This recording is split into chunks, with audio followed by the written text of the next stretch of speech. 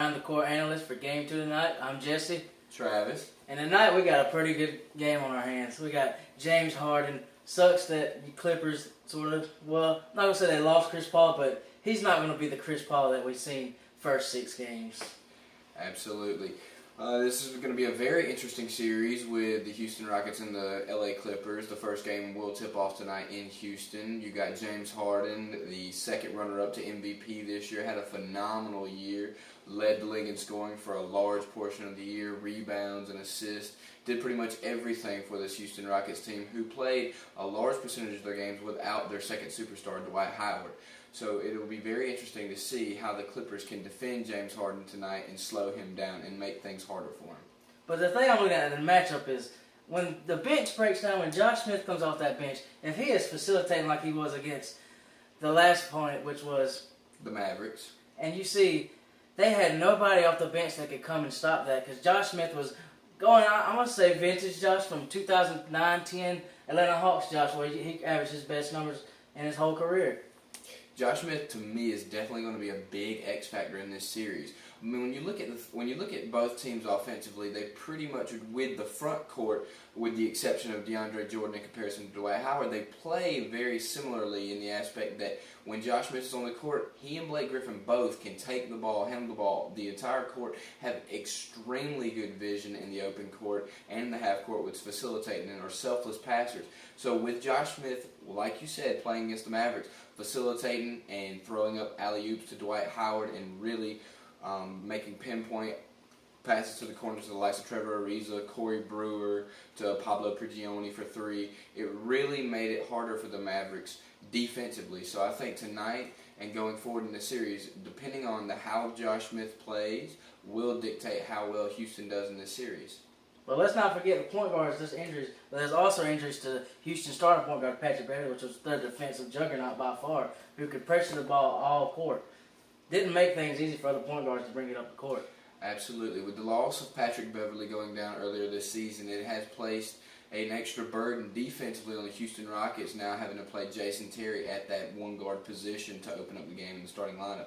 So when you look at Jason Terry and Chris Paul, you definitively give the edge to Chris Paul, even with a hampering hamstring injury.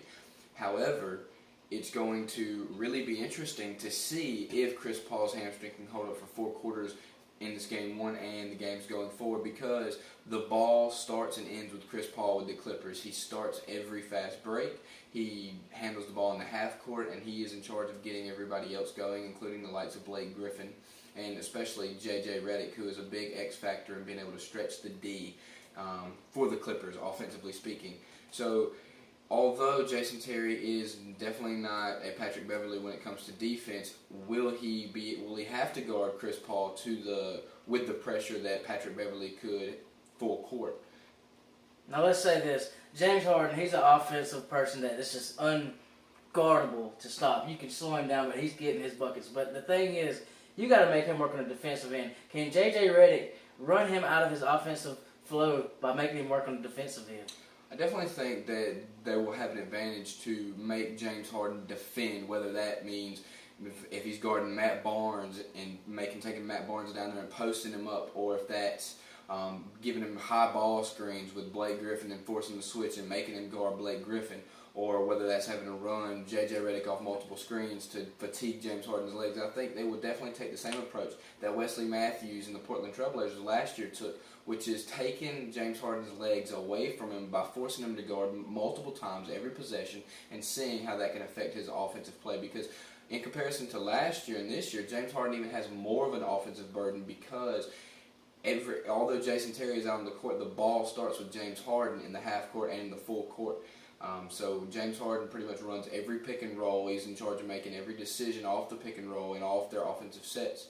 So if they can force James Harden to guard multiple times and multiple players in each offensive possession, I definitely think that will help slow James Harden down as far as offensively speaking. Maybe his legs won't be there in the fourth quarter when he tries to jack up threes or things like that. Now, in the fourth quarter comes, both centers, they're not very much in free throw, so you got to think they're probably not both going to be in there because of the situation where they can hack them and send them to the line. So what bench has the better bigs to come and fill the game and end it? I definitely think it's a little bit contrasting styles to the way these two teams play, especially late in the game. Houston with Kevin McHale likes to go with a little bit of a smaller lineup. You know, he's got Corey Brewer coming off the bench, Josh Smith, Trevor Ariza, and James Harden. So I think you'll see some lineup of James Harden with Trevor Ariza, Corey Brewer, and Josh Smith, maybe Dwight Howard. Will the Clippers coming off the bench, if DeAndre Jordan and Blake Griffin got in foul trouble, they're probably going to bring in some form of Glenn Davis, and maybe they may even play small. They may go Chris Paul, Jamal Crawford, J.J. Redick, and Glenn Davis and Blake Griffin, or some combination of Chris Paul, J.J. Jamal, Matt Well, Barnes. how about if they bring in Hito Turkoglu? Do you think he could come in and maybe add some advantage to that? I think Hito Turkoglu definitely has his opportunities in this series to make some key significant contributions offensively, because he is a point forward. He loves to facilitate. He's got great vision. He can post up pretty well, especially smaller guards who are trying to guard him. He's got a pretty good face-up game, but I think that if he makes contributions this series, they will be minimal. My thing is, the thing that's going to hurt the Clippers in my eyes is who's going to back up the point guard. Austin Rivers really hasn't. He's had one good game, but other than that, he's really not been there offensively and facilitating-wise. Can he step it up? That's a good question. I definitely think Austin Rivers, from an offensive standpoint, can definitely add some firepower to this Clippers backcourt coming off, because he is a natural-born scorer. He can shoot the ball. He's fearless when it comes to shooting the ball. And then when you look at who he's going up against, I mean, you got guys like Pablo Prigioni and Jason Terry. I think that he definitely has an advantage, albeit this is his first playoff season and appearance. I definitely think that Austin Rivers can still shoot over those guys and still have the confidence to really fill it up like he did in Game 5 of the San Antonio series. Yeah. Now, with this said and all this we've seen, who can win the games and how many games will it take? I definitely think that it depends on Chris Paul's health first. If Chris Paul is healthy, then I think this series could really go either way. It's a toss-up. With Houston having the home court, I would definitely give Houston the advantage with advancing in 7 if Chris Paul is healthy. But if Chris Paul is not healthy, this series could end rather quickly. I think that it could end within 5 or 6 games, depending on the significance that Chris Paul can play within this series. Because, I mean, the Clippers start and end with Chris Paul with the ball in his hand and with his ability to, late in the game, to get everybody set up and to maximize the efficiency of their offensive possessions. So I think a lot of the burden will rely on the health of Chris Paul within this series. Well, you heard it now. And next time we come back, we'll talk about the Atlanta Hawks and the Washington Wizards. And this has been Around the Court. I'm Jesse. Travis. And have a good day.